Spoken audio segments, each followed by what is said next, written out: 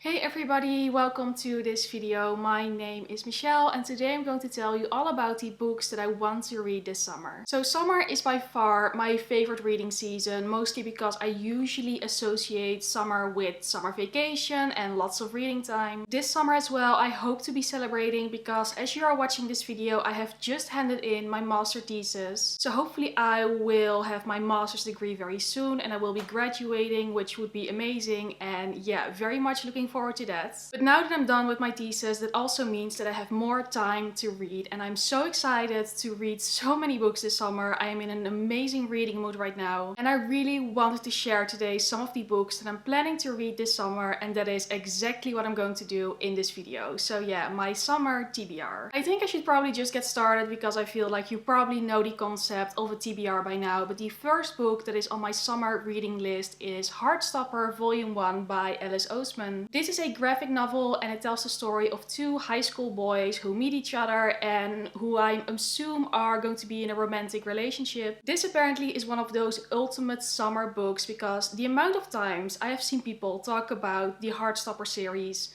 with so much love and so much praise, it has made me really excited to read it as well. I usually don't read graphic novels. I don't really know why. It's not like I have anything against graphic novels, I just don't tend to pick them up. But Heartstopper has made such an impression on me when it comes to like the reviews and the positive opinions on it. Apparently it's supposed to be so cute and sweet and wholesome, and also because it's a graphic novel you can read it relatively quickly. And it's also the first book in a series, and as of right now I believe there are 4 volumes, so if I enjoy this one, who knows, maybe I will pick up the rest of the series as well. It just sounds so cute and sweet, and that is exactly what I want this summer. Something that is easier to get through because that is usually the case with graphic novels, and something that will just make me smile and will make me happy, and Heartstopper sounds like the perfect book to do that. Next book is A Sprinkle of Sorcery by Michelle Harrison, which is the second book in the Pinch of Magic series. This is a middle grade series and the first book is about 3 sisters who are trapped in an ancient curse, and the book is basically about them trying to break the curse. And then this is the second book in the series and there's also a third one, which is the final one. I've talked about A Pinch of Magic multiple times. It's an amazing middle grade novel. I loved it so much. And I've also talked about A Sprinkle of Sorcery multiple times, as in that I had it on my TBR for a very long time. It has been in many TBR videos, but somehow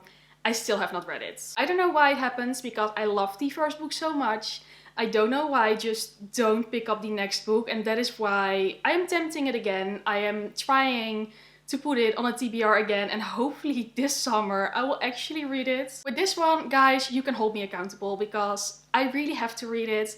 I know I will enjoy it so much, and I also just want to read this entire series and feel the magic and feel the beautiful atmosphere. So I will make it happen this summer. I really want to. I feel like I have to because I know how much joy it will bring me and how much I will enjoy it. My next book is a historical fiction one, which you are probably expecting from me by this point, and it is The Rose Code by Kate Quinn. This is a historical fiction book that takes place along 2 timelines. The first one is in 1940 and is about Bletchley Park, which was this place where many people were trying to break like the German military secret codes. And then the second timeline takes place in 1947 after the Second World War and revolves around the marriage of the then Princess Elizabeth and Prince Philip. Central to the story are 3 main characters, 3 women who are all very different, and of course, yeah, I'm assuming that there's going to be a lot more to the story than that. Kate Quinn is one of my favorite historical fiction authors. I loved her book, The Alice Network. It's probably no surprise to you if you are a regular on my YouTube channel because I talk about The Alice Network all the time. The Rose Code is her latest release. It came out, I think,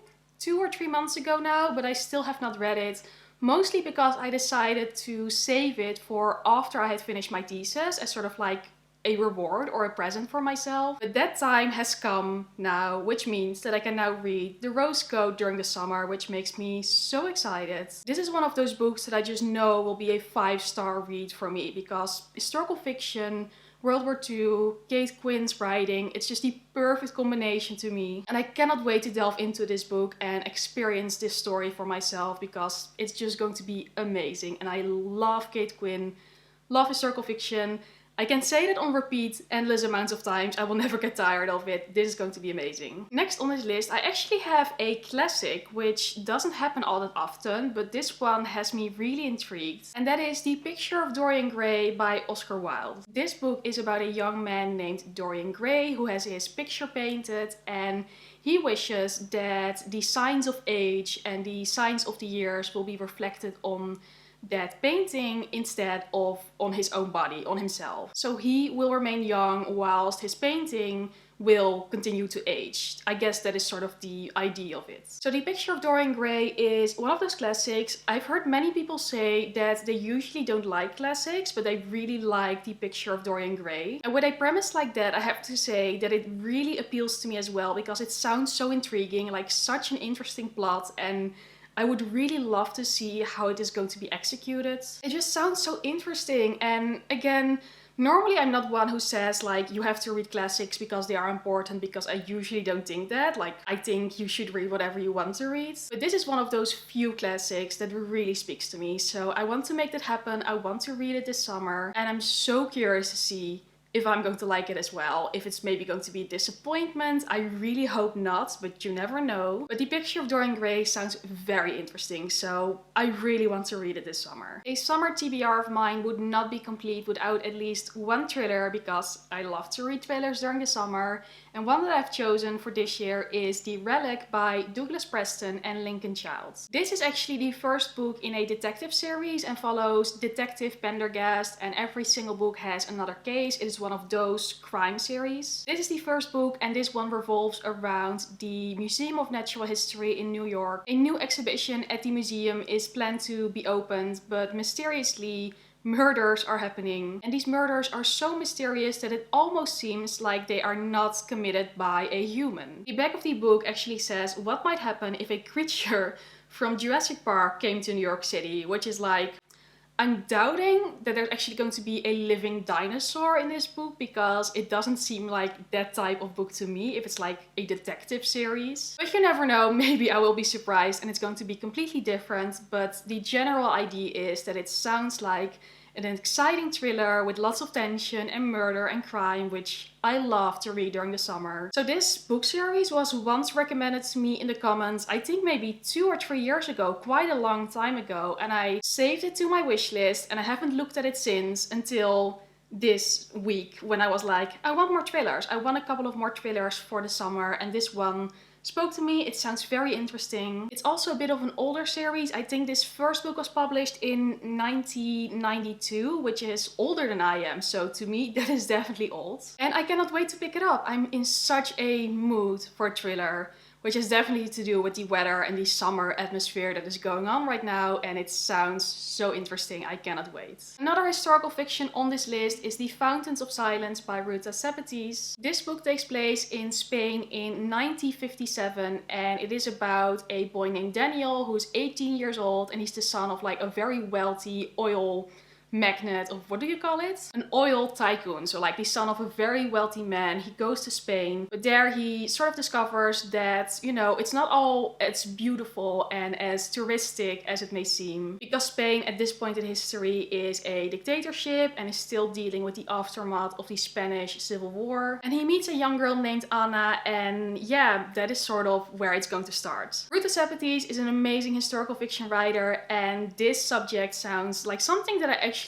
don't know that much about, which always intrigues me when it comes to historical fiction. Of course, I always love these subjects that I know a lot of. I love World War II books, I love Tudor England, but this is something that I actually don't have a lot of knowledge of, and that is also very interesting because it makes it possible for me to learn something new. And it's also a book that, to be honest, I haven't heard a lot of reviews of. So yeah, I think that's actually nice that I don't have any opinions in my head already, and I don't have a lot of else that I want to say about it, just that it sounds like a very interesting historical fiction book, and that I really want to read it this summer because I've owned it for a while now.